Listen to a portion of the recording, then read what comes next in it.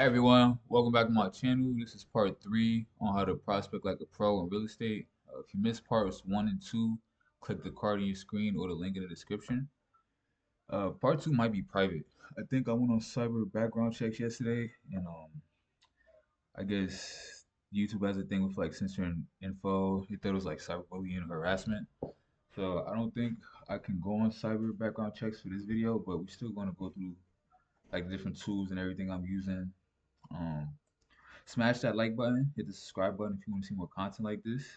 Now, in parts one and two, we set up our money filters and deal machine. Just yesterday, we pulled 258 leads. So this is getting bigger. They say it's like 202 deals. So there could be some deals in here, y'all. Just gotta, start marketing. But I'm going to finish up another 250, get to 500, and then I already got some government list leads. And yeah, I hope you're enjoying this content. Hope you're following along. Without further ado, let's get started.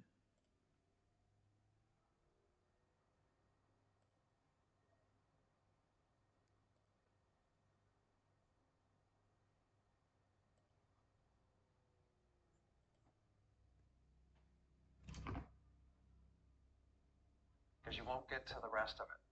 And if you're trying to get to a point where you're trying to take down every process and get it perfect, you'll never start. Ask me how I know. I tried to study it, and then someone just told me just go do it. Remember, it's about what you do, much less than what you say. And you just got to do it. It,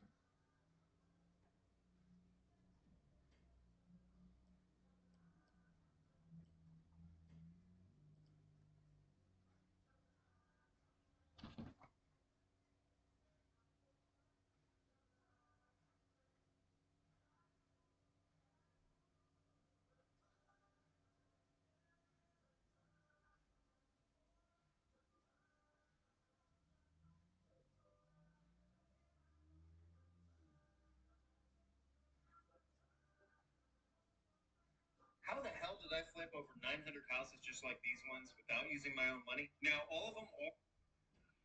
YouTube family, what is up today? I'm bringing you guys a badass real estate investor. This guy does fix and flip, wholesale, Airbnb king. All right? Now, listen to me. This guy has millions of followers across, I don't know, man, Instagram, TikTok, Facebook. Dude, if you don't know who he is, man, you must be sleeping on a rock. But in case you don't know who he is, I'm going to bring him on and I'm going to have him share with you guys, man, shed some lights, drop some bomb, and help you become the next millionaire. Because, dude, Preston, how old are you, bro? I think I just turned 32. 31. You look like you're 26, 27. I think it's just the Asian genetics, man. You know how it goes. Hey, you're looking good over there, man. So, Appreciate it, bro. Preston, yeah, dude, absolutely. Dude, you guys, I've been trying it so hard to get Preston to come on, man, because, dude, this guy drops so much bomb. If you haven't followed him on all his social media, definitely do so.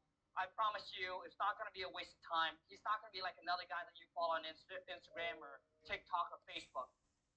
So, Preston, man, for those that don't know your story, like how do you grew up, man, and then what did you do prior? What was your JO to B, and then how did you got into real estate? Yeah, so my parents immigrated from South Korea, 30 plus years ago. They came to the States. They started their restaurant businesses, not because they wanted to, but just out of necessity, right? They just had to grind, work 12 to 14-hour days to, support my family, me and my brothers. Now, we weren't necessarily poor. We were always, lower to middle class growing up. So we had, most of what we had, but they were never really present when I was younger with for me and my brothers, right? So, I would see them struggle, grind, throughout the years, and so like my goal ultimately was to go to college, get a job, and that was like in my mind that was the American dream, right? So did that, went through college, graduated, and then got a W-2 job, and I remember like the very first day of that job, I was like, dude, there's no way I'm going to be doing this for the next 40 to 50 years. And then that's how I eventually got into real estate and started off house hacking, and then slowly started to pick up properties from there on. Bro, we're gonna talk about your first house hacking story, man. But I want to ask you, Preston. So when you go to college, dude, what field was it in, and how much did it cost you? Yeah, so it was business management. Now I didn't know what I wanted to do. I tried to do all these different majors. I tried to go through the um, physical therapy routes. I could not do that. I tried to, dabble a little bit in the doctor route. Like all Asian parents want you to be a doctor or a lawyer. And I just realized like I wasn't smart enough to do any of those things, and nor did I have the passion. So I just, kind of landed on a very generic business management degree, and then from there, yeah, got a sales job just because that's was paying the most at the time, and that's kind of how it came to be. Gotcha, man. Hey, Preston, I want to talk about the whole passion, bro.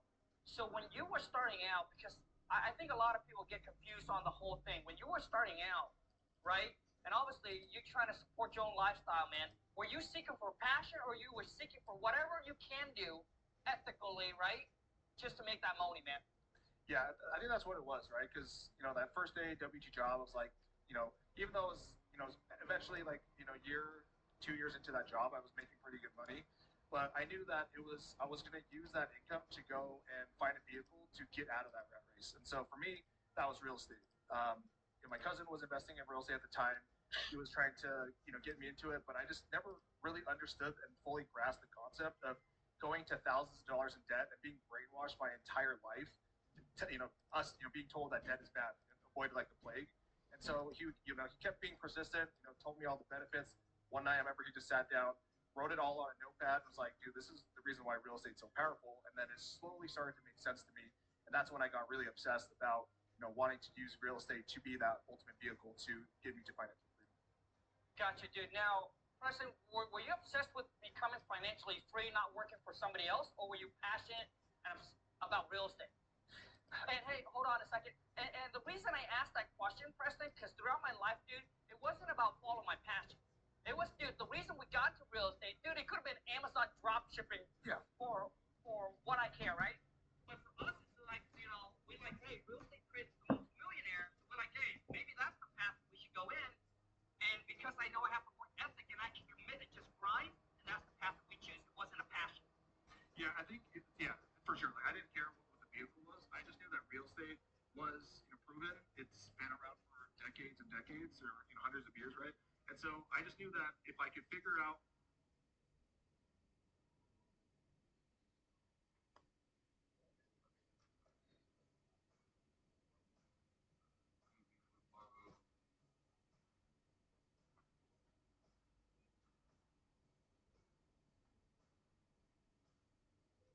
wants to still try it out if they haven't get started yet.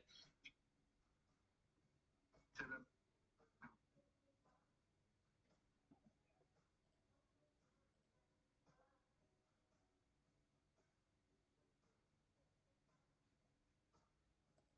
Problem property that I'm looking to sell, then you are chasing down 1,000. So that's why we call this the money list, because we've been able to buy portfolios from just this one list. Yeah, I even seen it in the homework. I seen a couple people post the homework where they sent the message to the property owner. For those of you who weren't with us in the first part, this is the money filters like that we putting in. I guess after some time of being idle, it just reset. So putting it back in right now. The owner was like, "Which property are you referring to?" And they gave address. Oh yeah, that one. So it's like, yeah, I got one in my portfolio that I can just get rid of. I got 30 of them. So Yep. Again, they're not as precious to them as if, oh, I only got one house and I live there. No, I'm not selling that house. You got 30 rental properties you've had for 30 years. They're kind of over it at that point. Exactly. Yeah, I'll get rid of one of them. that's what again, when I'm showing off here inside Deal Machine, I just put up the 7-day free trial for anyone that wants to in on to show you inside the technology exactly what Crystal and Dedrick had laid out for us. You'll see on the top that fit this criteria.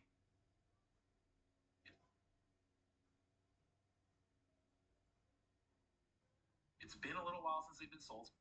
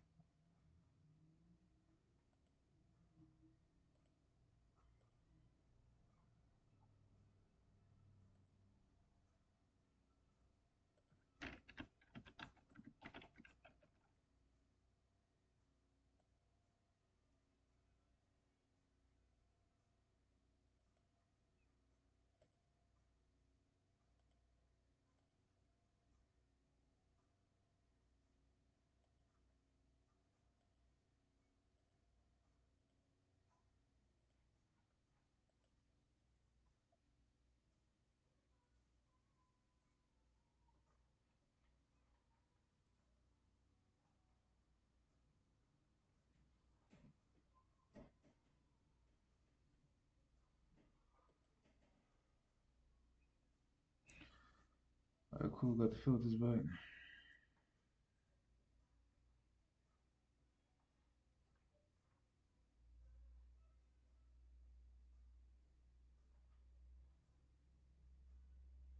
Do you have the tools you need to succeed in 2024? The redesigned Batch Leads includes a host of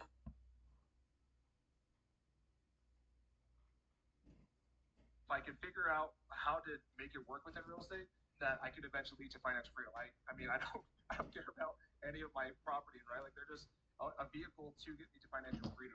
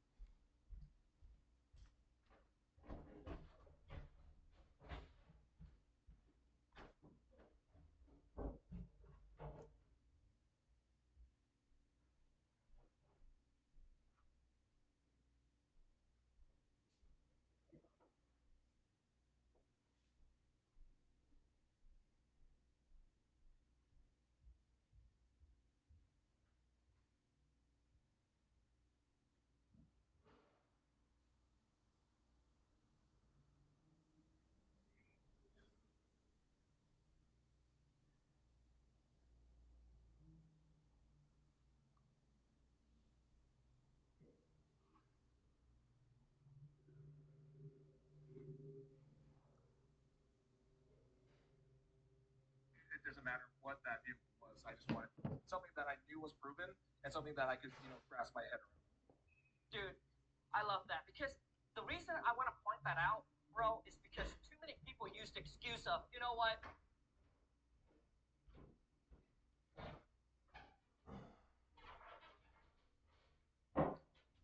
I'm not passionate about it. Dude, it doesn't matter. I'll go work off right now. Closure.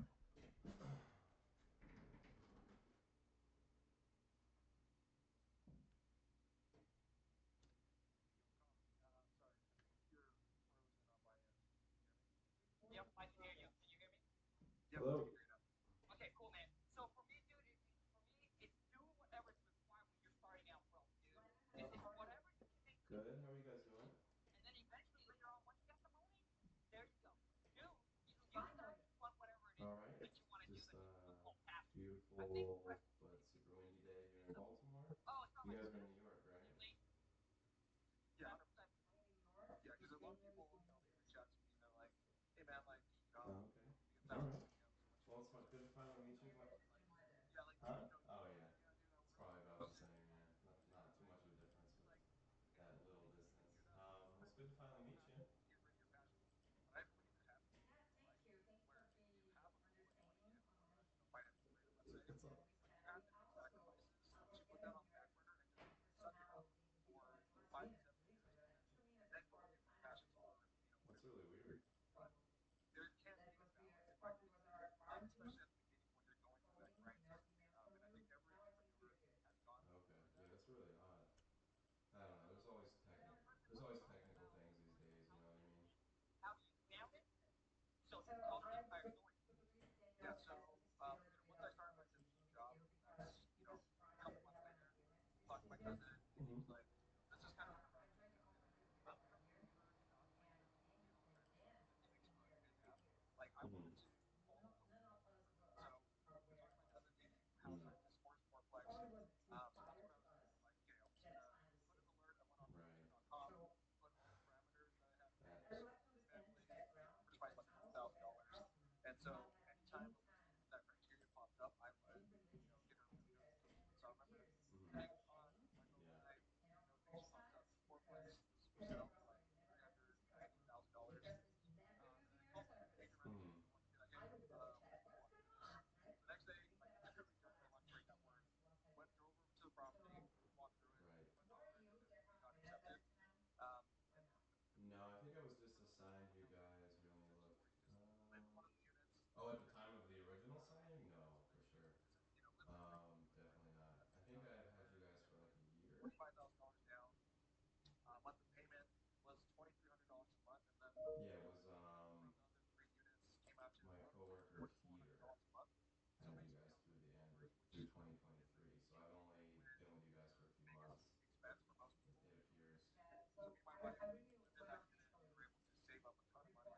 Didn't have housing payments we were able to spend. Yeah. Well, I. Okay. Yeah. Okay. One thing I want to know is how much were you making from your W-2? So the first year I was making 80 to 90,000, my first year, and then my second year, then at the peak I was making about $150,000 per year. So like great, yeah, great job, right? Like, but that's kind of where the golden handcuffs came into play.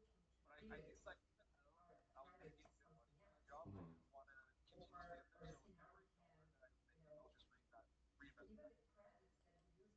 And then I ended up being in units Yeah. usually 5 or 15 entrepreneurial units. Yeah. No, so yeah, so I've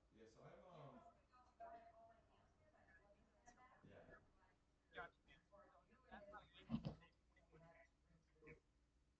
Gotcha, man. Yeah, I'm looking.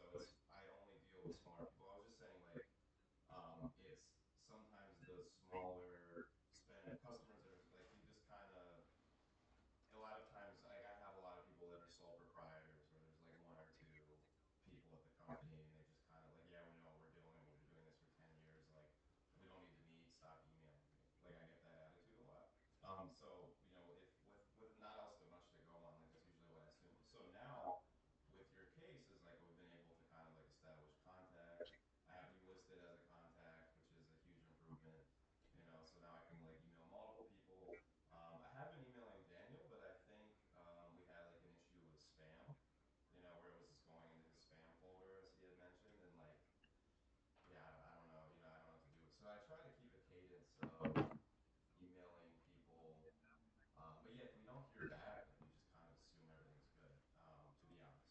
And like maybe that's probably not the best thing, but To be honest, yeah, a contact that has a customer uh huh, that's not doing anything with you, right.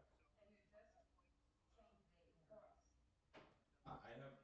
Communicating as a customer. How I didn't buy more? How I didn't do anything? You understand? Mhm. Why I have a customer that's not doing anything with me, not buying more at all, and I'm not even working to chase or to do upselling. Right. Well, I mean, that's I have to push back a little bit. That's the personal negligence Hmm. on company side, not on you, Right. but on the company. Right. And I want to clear that up to a higher level. Sure. Yeah. That you are managing the account. You are managing the account. Because it's ridiculous to me, like how we were paying bills without even using it. Hmm. So of course the company has changed and they lost the trust. Hmm. They lost the trust to even do better business with us. Well, I have to push back a little bit in the sense that, like, it's illegal for me to go in and look at your releases, right? So I have no idea whether people are using their releases or not. So if you have a product like the database or something like that, we have this app called Churn Zero that lets us know about usage.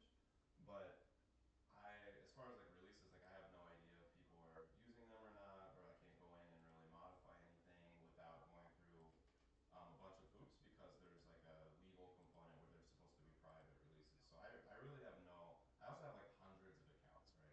So I have no way, there's a lot of people like, to a certain extent, like I get you, but to a certain extent, it's like, if also like if I don't hear from people, my only assumption is that like everything's fine.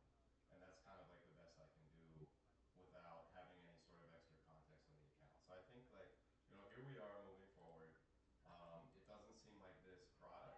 That's the point. I Yeah. don't want to move forward without have that extra time. Yeah, yeah, yeah. No, I'll let him Customer know. experience, you're like a company. Yeah. Customer experience is the must, Right. right? Marketing, I also give the customer this deputy. Right. I don't want to let them know. That's one point of my policy. If you want to complain, I'm going to complain. I don't want to make it against you because it's not your responsibility, it's not your fault. Mm-hmm. But I wanted the company to know that it's bizarre. You might understand me. Mm-hmm. Someone in customer experience should be aware that small customer has been negligible. Not checking and focusing is one problem, of course, but also not even checking if we are happy, if you want to buy more, if you want to continue, if you want to, keeping you renew, is a problem for the company. And I want to make sure that everyone is aware. Not you only, Oh yeah. of course, not you, I, but I, even my account manager yeah. I mean, I think. to understand that that's not okay. I mean. I don't want to let that go. But Yeah. on the side note, Yeah, yeah, let's move forward, yeah. Right. right? On the side note is I just paid an invoice that I was not aware. Uh huh. That is the only point that I realized we have a difference. Now say that if I knew before, I would continue. Mm-hmm. Now it's a non-stance. Yeah. This company now don't use PR that much. Mm-hmm. It's a very niche business. What we do is a part of using PR different technology organization in Mm-hmm. a project. So our PR alone is almost nothing. I use one PR last year and I hire a PR on my desk. You Mm-hmm. guys even know we have a desk. Mm-hmm. So now working with you, Right, right, right.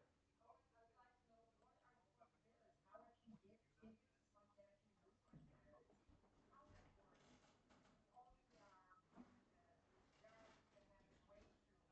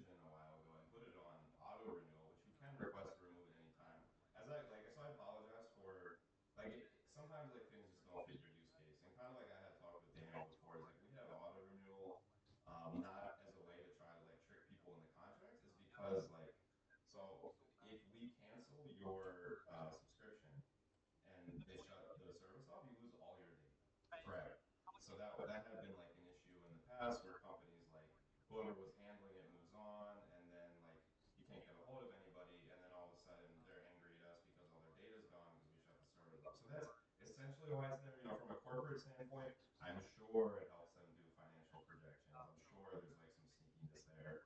But like as far as like we're concerned, it also the right. Uh-huh.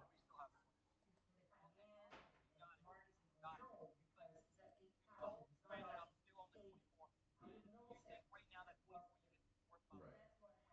Right.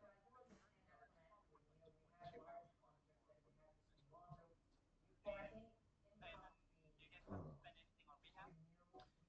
Yeah, so we started, like usually we cash flow from that property, and then we started making updates. Right, right, right. Honestly, Yeah. the Yeah, selling and I itself think, and is then stressful. here we have, so I think like the good news is, you know, like as far as, you know, in the spirit of, kind of what you mentioned, like making the most of it, is like we caught it in a decent time for like this contract cycle. You still have 9 months to use the releases. What I can do is roll some over for you probably at the end if you don't get to use them all. I would try and use them all, but as we kind of mentioned as well, like it seems like it's the wrong product. Just kind of scour the web for So like, cause it's not, what you guys have is more of like a volume-based distribution that for, it just put it in like the simplest terms possible. Like companies that have to put a lot of crap out there into the universe to get SEO and things like that, they need this product. So this is the product that you use to appease people that don't really have much to say, but they want to say it anyway, right? Or for search engine optimization, or like if you had a particularly finicky CEO that thought that everything he did was important, and you have to put it out there, but there's really no demonstrated ROI needed.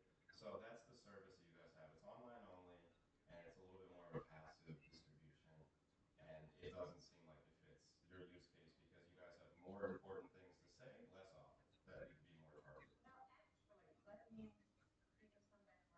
Sure. Yes, 100%. I'm still trying to learn your use case. Mm-hmm. make private domain just on regular SEO. We don't have like a team of people like cold calling. Yeah, I personally haven't Mm-hmm. done direct sales in a few years just because, we haven't been able to find some people, in the past, couple years. Sure. So, Preston, if someone were to start, right, and don't know anything about real estate, what would your Mm-hmm. advice to them? Kind of where do they start? So that way they can get the Okay. revenue as quick as they can. Like basically giving them kind of a blueprint of what you would do. Yeah, so I mean, number one is like most of the times people that want to get on the rat race, they don't have the foundation, that foundational education piece.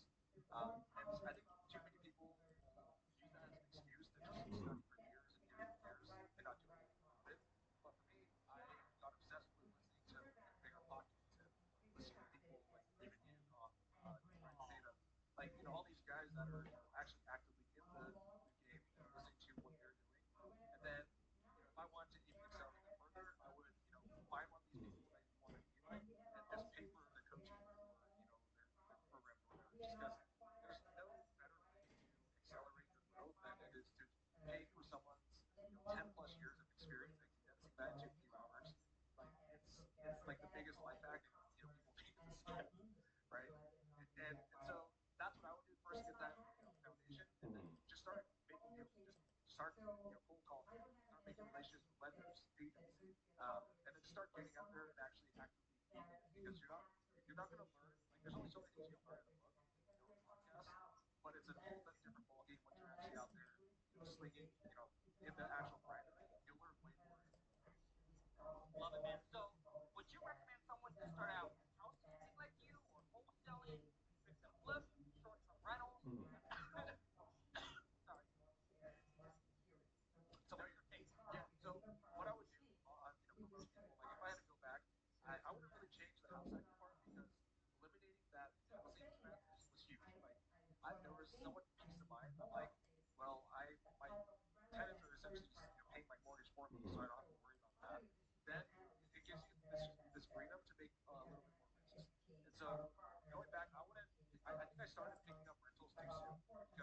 that's kind of what I was, getting kind of brainwashed into, like listen to bigger pockets. Um, and obviously, I don't regret it now.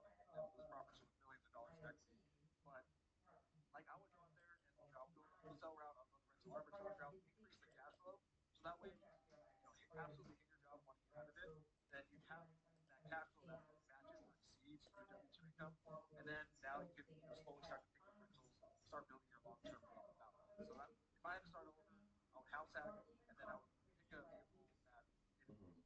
you're increasing your active income with them, whether that's flipping, wholesaling, rental arbitrage, etc. I love it, man. Preston, dude, I wish I would have had more time with you, man, because I got so much questions for you.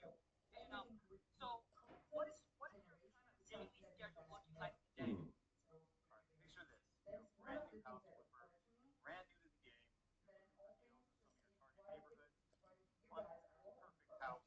It's a beater house, Right. it's like 7 years old, it's in a solid neighborhood. The best part about it, the seller only wants to deal with an investor because they need to make a move quickly, help them out of a Right. huge smile comes across your face, because we have a 99% of the Right. Okay. Yeah, I mean, my, Mm-hmm. my schedule is a lot more relaxed than what it was. Day job and grinding. So I usually wake up, play with my two sons. I two sons under 3. So before I do any work, Mm-hmm. typically play with them until 9 or 10 Yeah. a.m. Yeah. 10 a.m. check in with my team. Yeah. No, I totally get it. A couple hours. Like to create content. Right. So Yeah, it is. Yeah, we're the big guys, so 100%. I definitely. That's a great way to put it. So just to kind of like, as you sort of like referenced earlier, like so you're in renewals now, right? Because you're already a customer. I'm in renewals. So just candidly is like, so my goal is not to upsell you on things or to try to make you spend more money. My goal is to try to make things to get you with a product that's going to work for you, your use case. Because say you buy something that I like convince you into buying, guess who's on the hook for it the next year if you choose not to renew it and then that hurts his numbers? That's me. So I don't want to, and like sometimes like that's probably originally what happened with your account, honestly, is you had someone at your organization that was like, oh, you need this by a salesperson, and they bought it, and like it's not the right fit. And unfortunately, it took us a few years to find that out. And like, but I don't. So my goal at this point is like, it's okay if we find a product that fits you guys that's cheaper, and you lose like I lose a couple $1,000. I don't care. It's fine. Like the goal is to just make sure that it's something that fits your use case, and if that's like a lower spend or whatever, then great. I genuinely do. I saw that. Right? Appreciate that. I told you. I saw you bought some land like Yeah. Yeah, Milan changed your mind, bro. So where we're at, winter kind of gets nasty over here in Seattle, Washington. Well, I tell people, I always say I live in Seattle, but I don't live in Seattle. Because if I say Bellingham, nobody knows what Bellingham is, right? And so we live in this small town in Bellingham, bro. And the winter time it gets really nasty. So Mom said, Right. when she loved the current house that we live in, we bought it back in 2007, man, and we still live there. And Mom loves it. And Mom said like she wants to escape the winter time. So that's why now she's Looks thinking like about it, buying yeah. another house in Florida. That way, we'll spend 6 months here, 6 months in Florida. Right. So that's the game plan. I'm telling Yeah. you, looking to buy houses in multiple places. So when we do go, we get an old place to stay. And when we don't, we Airbnb it out. Learning from you, man. Preston, dude, one more thing, dude, is I'm so impressed with how this guy, built your social media empire. Dude, you're a beast, bro. So much respect for you on that. Here's a funny story. I don't know if you remember this, but when I first started creating content Yeah. back in 2021, I searched one of your videos on TikTok, and at that point I had millions of followers. I had like 1,000 maybe. And you actually commented on one of my videos, and I was had this like starstruck moment. I was like, oh my gosh, like he commented so much on my video. So it's kind of a funny full circle moment here coming on the pod. Well, I can say, dude, now you have way more followers than I am, dude, and you have accomplished, Preston, so much more compared to when I was at your age, dude. So I want to say congrats. The hustle, dude, I appreciate you jumping on, taking time and dropping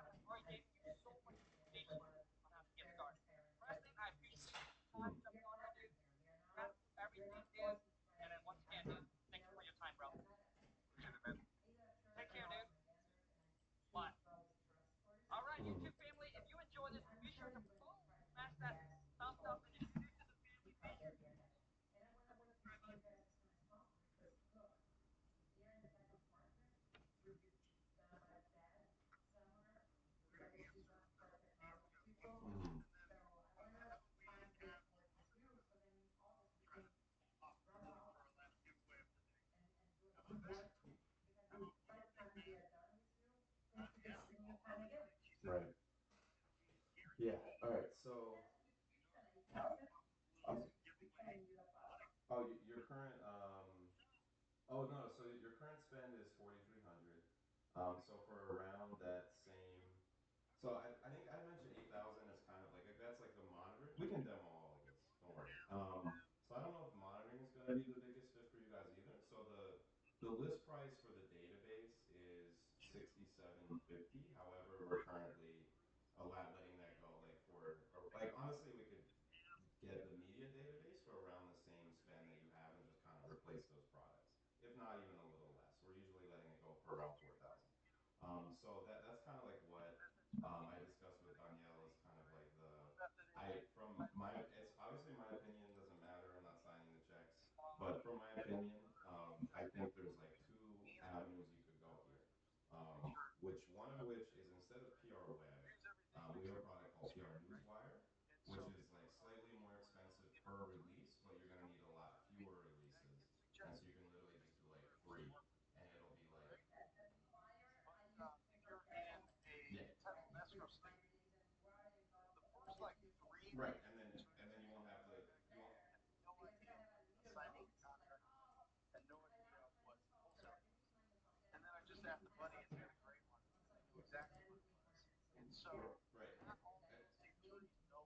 Right, and then why I think it'll work better is because it goes towards it's a little more. You can send it to different trade publications.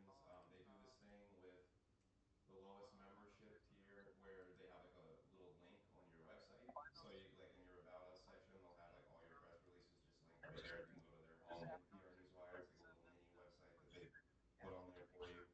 Um, and so it's a little more like inbound marketing to spread your content, which kind of seems like what you need. And it's like and that would save you money as well. So like if you do like a 3-pack of that, you're looking at like $2,500 instead of 4,300, and it's like more targetable and all that. So like I think so it has it's basically like a little more bang for fewer releases but more powerful releases. Or you can the other direction, if you have someone that's dedicated to working on PR, which it sounds like you do, the media database might be like a good avenue to explore because it's kind of like building relationships with people in the industry that write about the industry and like reaching out to them, distributing your content and trying to have them pick it up.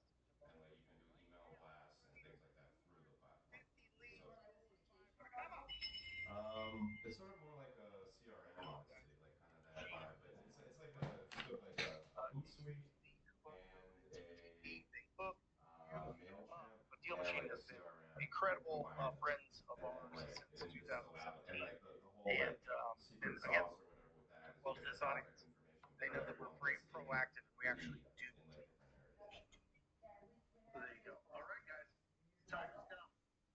Right.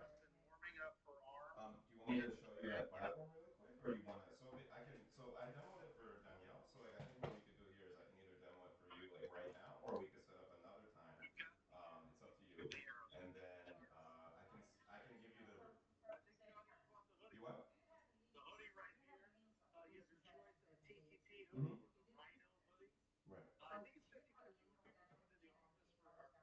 Yeah.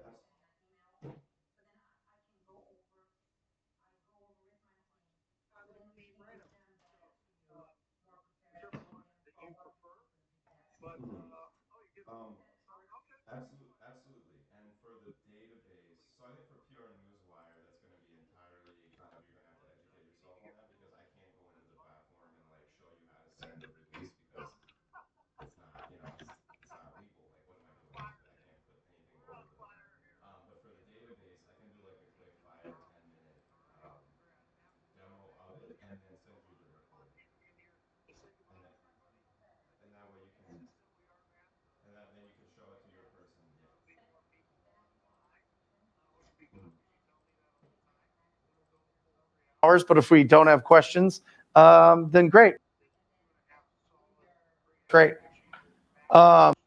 Okay, so do you want me to demo it now, or do you want to What set state you're in? If you need a license, find somebody, right? literally be Get to right now, already up to 250 leads. Goal is 500. Come on. That is awesome, guys. Deal Machine is an incredible tool. If you use the coupon code TTP, they hook.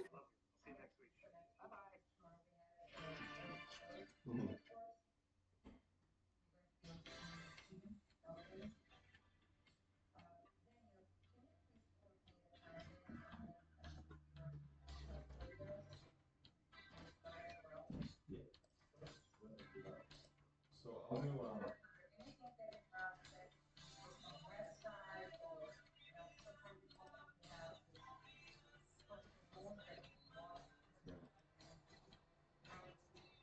Sure.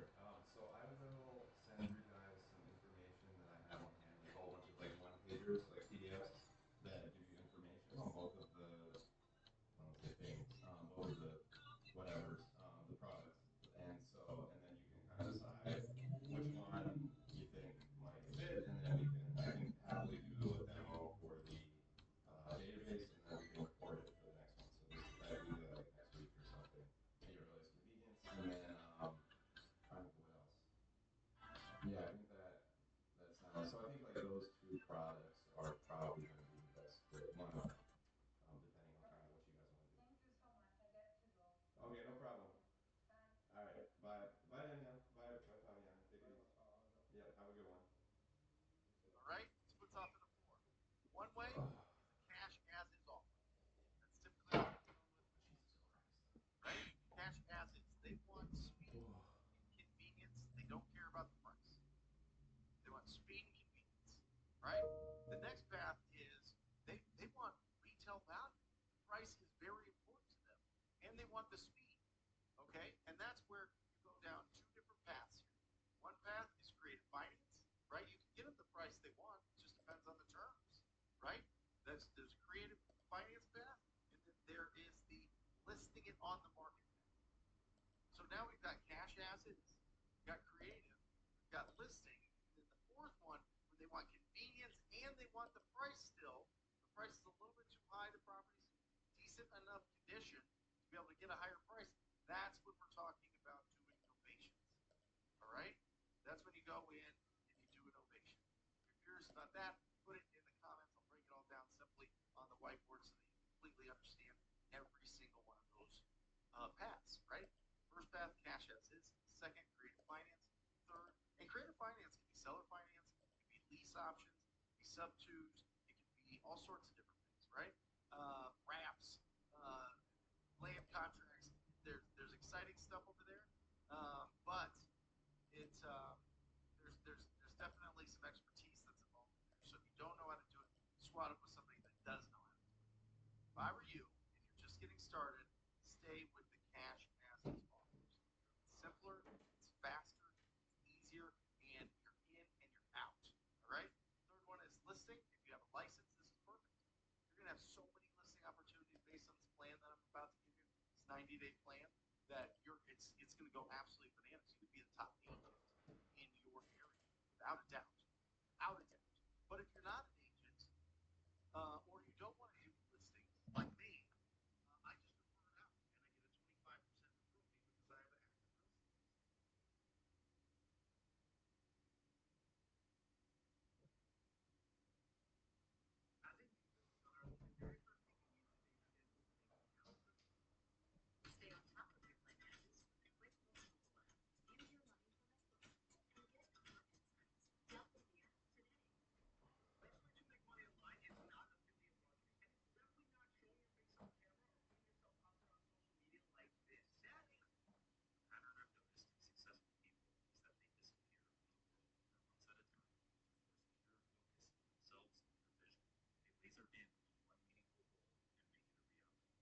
I don't say this to sound arrogant, but I've never really had a problem with knowing what I want in the future. I hear people say, I don't know what I want.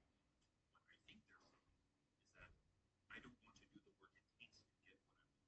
It's not that you don't know what you want, it's that you know what you don't want already, meaning you know what you want and are hiding what it takes and you're waiting. I've always known what I've wanted because it's extremely simple to observe society and discern good from bad. I know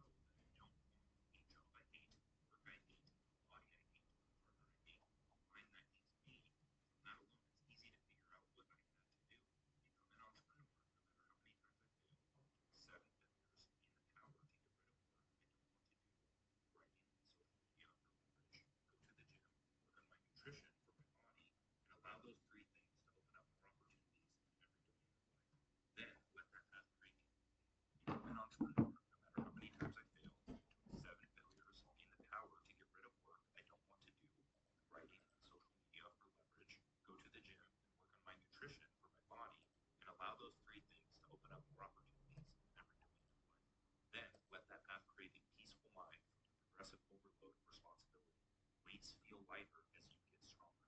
Everybody knows that some form of this path is what they are meant to do, to improve themselves so they aren't stuck in a life that they don't want. Your psyche craves actualization and transcendence. The depth of your being wants these things, but your ego is distracted by things it thinks it wants. And that's the problem. You don't have a way to focus your mind.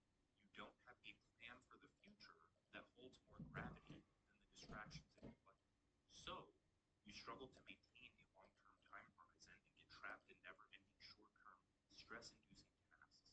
How would it feel to have one single framework that would determine the entirety of your success, one that you can refer to whenever you feel lost? That's what we're going to talk about. You need a plan, because if you don't have one, society does, and they've been planning your life for decades. That is a quote from my book, The Art of Focus. Now, before we dive into what I call the 12 rules of creation, let's just get very practical for a second. Grab a notebook, write out exactly what you want in your future. Don't miss a detail. Then break it down into goals, decades, years, months, weeks, and days. Every day, write down the 3 levers you can move to create your vision. A dream without clarity is a nightmare. You've been assigned goals since the day you were born. These goals went on to frame how you view the world because your goals encode your identity. You learn skills to achieve those goals, registered opportunities in alignment with those goals. Everything you experience in life is through the lens of the conscious or unconscious goals guiding the systems being formed in your head. If we want to build a life of meaning, money, and impact, we must pursue our ideal future, create a story worth telling, and pass that path to those who are ready to receive it. After a decade of dancing between creative success and failure, I have created a framework that will bring you success in anything that you do. I created this framework through multidisciplinary study and pulling together principles and patterns from marketing, sales, human behavior, peak performance, psychology, stories, games, and the structure of billion-dollar companies, successful product development, and anything involved in the process of creating and distributing value. You will be using this as the guiding light of your life. You will be using this when you want to change your life. You will be using this when you want to start a business. You will be using this when you want to build a product. You will be using this when you want to write a tweet, when you want to create a newsletter, when you want to write a landing page, when you want to have a beneficial conversation with someone else. You're going to use this anytime you do absolutely anything so that you make sure you are creating something and not doing something that's already been done. The first rule or step is an anti-vision. This is the bane of your existence, the life that you do not want to live. A positive fear mechanism that kicks you into action. Start a running list of experiences you do not want to repeat, material you don't care to learn, work you don't care to complete, arguments you don't wish to have. You won't get rid of them in an instant. You are meant to identify them as problems to be solved. This is what you do in business when you create a product. You identify a problem, you create a solution. You can't change unless you are aware of the problem. You aren't going to change unless you are brutally clear on that problem impacts your life. The second rule is having a vision, because if you don't have a vision, you will be lost. You can't create outcomes. You are unique. You will live in your future and outcomes. Every decision you make in any area of your life needs to be filtered through a vision. That is how you bring meaning to your actions and how you minimize distractions. Write down exactly what you want out of life. Don't miss a detail, but realize this is an iterative process. You won't get it right the first time around, and you probably never will. And that's not the point of it either. So just spend 30 minutes creating a minimum viable vision for whatever it is that you're trying to create. Start with your life's vision, and then come back to it often to add, subtract, remove anything that you want in there or don't want in there. Rule 3 is your mission. Your mission is the most important thing in your life. It is the bridge between what you do and what you don't want, your vision and your anti-vision. Anything that does not align with your mission is to be treated as a distraction. Your mission evolves with awareness of new beliefs, opportunities, and knowledge. Your vision requires faith. You can't see the next step unless you take the first. And once you do, the second may be completely different from anything you could have imagined. Rule 4 is standards. You aren't where you want to be because you are okay with where you are.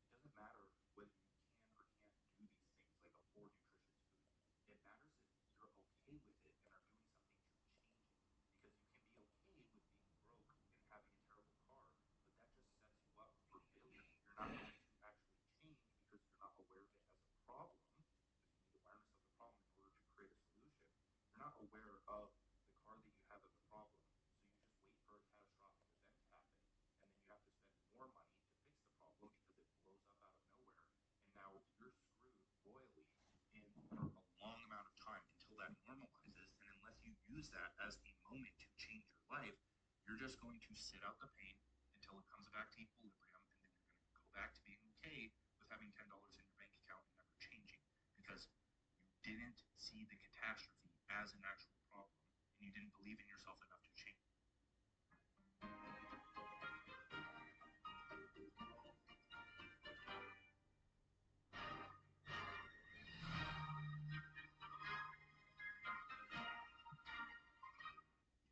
Rule 5 is goals. Big goals are for direction, small goals are for clarity.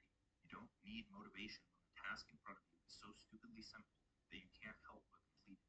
Break down your vision into goals by decade, year, month, week, and day. They are your guide, not your master. Be stubborn with vision and loose with details. Your goals will change as you do. Be okay with that. And remember that we're writing all of this down. If you aren't writing anything down right now, what are you doing? Rule 6 is projects. Learning comes from struggle, not memorization. You need a series of tangible products to build that will actualize your vision. So, turn your goals into projects, architect an outline, determine milestones, set deadlines, and map out areas of research. Build, then learn. Start the project, expose your lack of knowledge and skill, and use that as a reference point for your education. Rule 7 is just that, education. You aren't where you want to be because you aren't as smart as you think you are. With every project, there is a skill set and mindset required to complete the project, meaning you need education in order to achieve your goals and to actually complete the project towards your vision. Daily self-education must become a cornerstone habit in your life. If you stop learning, you stop evolving. Opportunities stop presenting themselves and you get trapped in your current stage of development. Education is the fuel for experimentation, and without experimentation, you are doing what other people tell you to do. Rule 8 is limitations. A fool becomes rich at the expense of everything good in life. A creative becomes rich at the expense of his choice. Limitations on your goals force creativity. The question is, what are you not willing to sacrifice to achieve your goals? So the creative challenge appears when you attempt to achieve your goals without betraying your vision. You can become rich without sacrificing your family. You can become healthy without sacrificing your work. You can become valuable without sacrificing what makes life worth living. Rule 9 is levers. Every day, you need priority tasks that move the needle toward your projects, goals, and vision from the ground up. These are often seen as boring fundamentals unless you cultivate a sense of mastery behind what you do. You see every day as a practice and a process rather than an outcome, or else it becomes boring. Do what needs to be done, but grip your vision as the anchor into the unknown. If you aren't making progress, it's because you aren't moving levers, even if you think you are. Writing, as an example, is one of my main levers in my business. I need to write a book, I need to produce, I need to write newsletters, I need to write content, I need to write emails, I need to write responses to clients and students and just people in business. Writing is literally the only thing I do for the first 2 to 3 hours of the day. So that's one thing. If you're trying to build a business, especially an online business, and you aren't writing and you aren't getting it in front of people, then you're not making progress. This is why I got rid of my other courses before this, and now I sell 2-Hour Writer and what we help people personally with in Cortex University is because that's the one thing. That's the main catalyst. And I feel weird for selling anything else before I sell that because that's the one thing that's going to make the impact. Rule 10 is challenge. When a novice plays against the master, neither of them have fun. It's not enjoyable. The novice becomes anxious while the master becomes bored. When your skill is the perfect match for the challenge of the situation, the world goes quiet and you move forward with grace. Challenge is the source of enjoyment. Enjoyment is found on the tightrope between boredom and anxiety, at the edge of your abilities. The path to meaningful living is often found in a simple shift in perspective. Rule 11 is curiosity. In other words, be willing to steer off course and discover new potential. Because it is too easy to lock ourselves in a mechanical routine like the one we were trying to escape. Be curious, dive deep into your interests, let few questions go unanswered. Avoid getting locked into paradigms and beliefs that narrow your mind on one idolized path. Every month, this Airbnb pays me about $2,700 in semi-passive income. Now, here's the thing. Your vision is like a battery. You must fuel it with experience, education, and misdirection. Rule 12, the final rule, is experimentation. If you only do the same thing as everyone else, you are bound to the results of everyone else. So, research processes that others teach, the ones they have seen success with.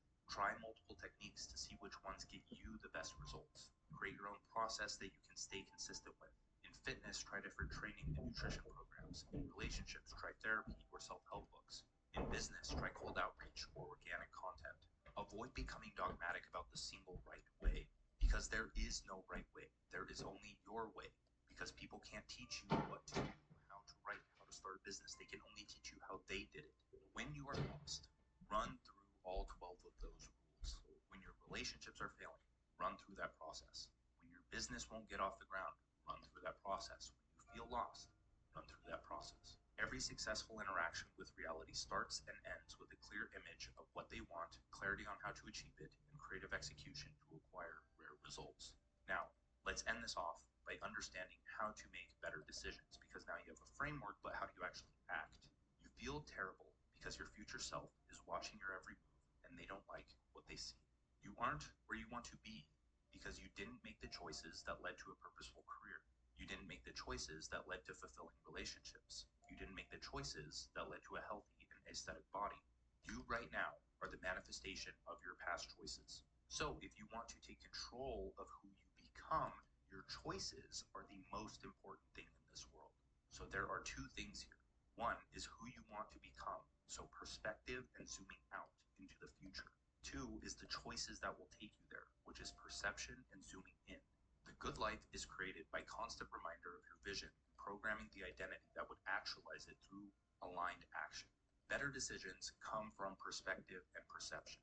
Every day, zoom out and remind yourself of what you don't want. You don't need to focus on what you want, because that will make itself apparent through your choices.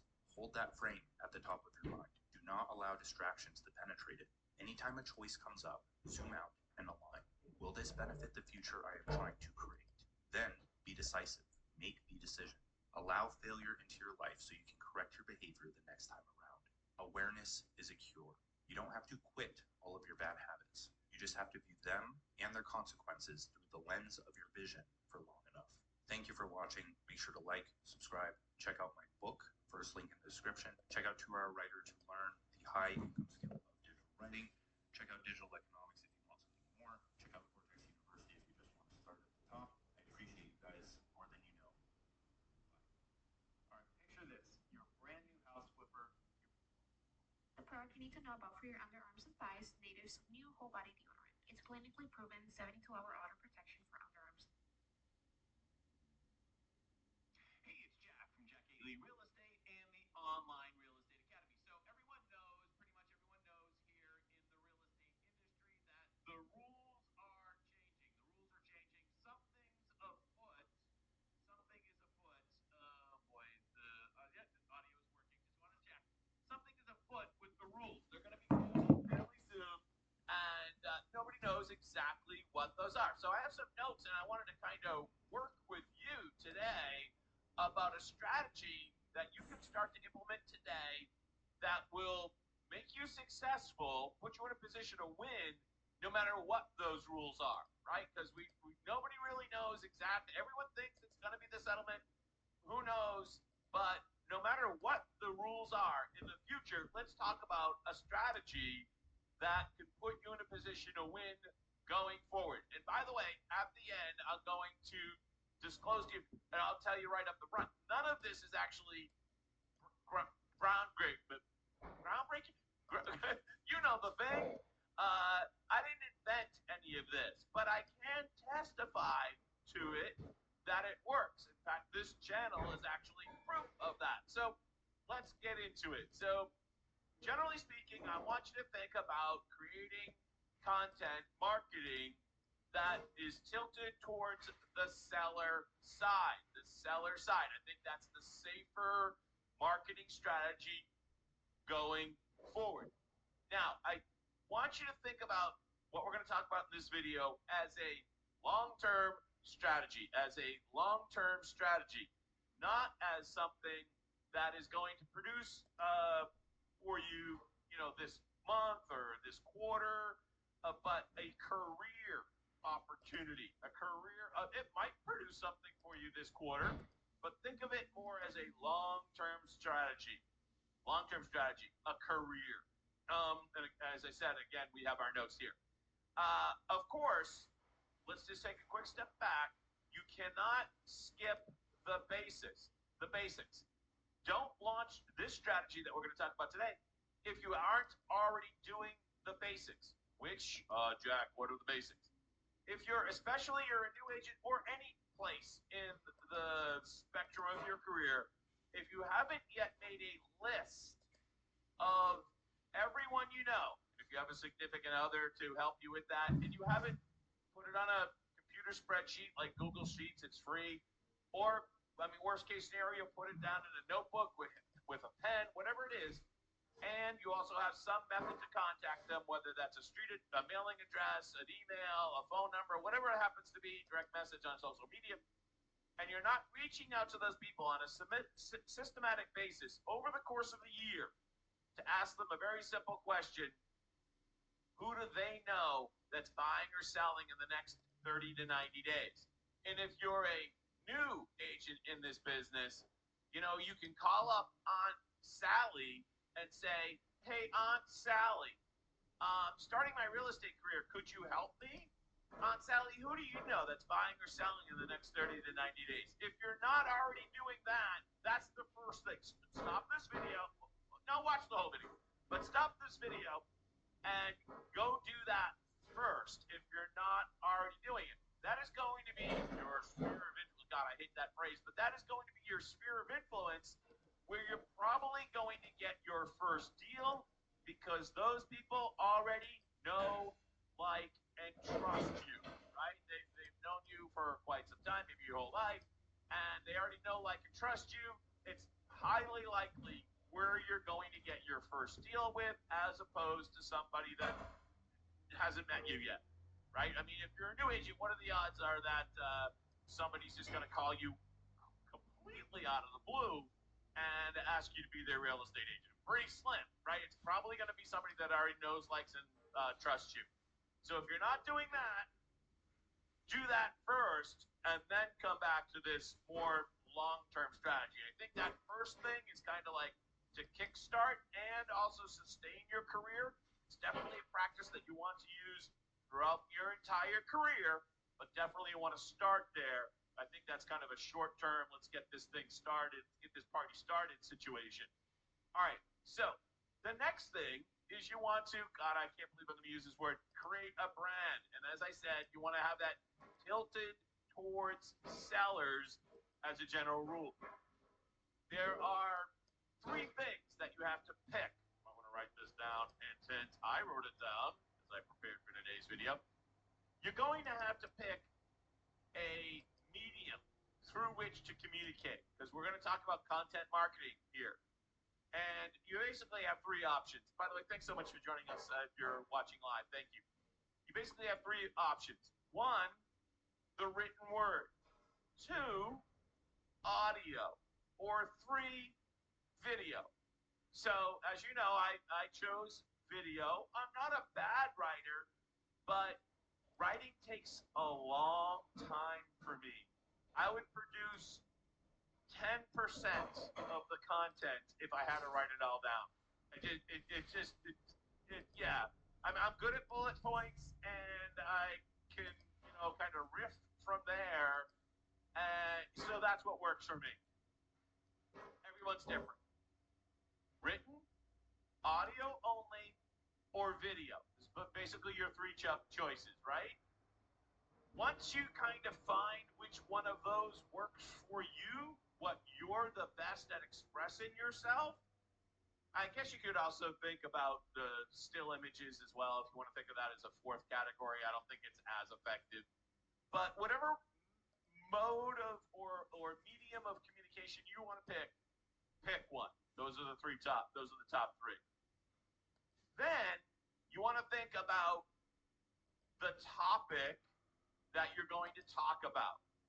It's probably not going to be real estate. I was on the phone with one of my agents yesterday, and we came up with a couple of different topics. You could talk about cars. Maybe cars are your thing. Maybe you love classic cars. Or maybe you love NASCAR. Maybe you're a new mom and you could start a blog about being a new mom in the town you live in. That's actually a really good idea because usually with a growing family, those are people that tend to buy and sell real estate. Hint, hint, might be a real.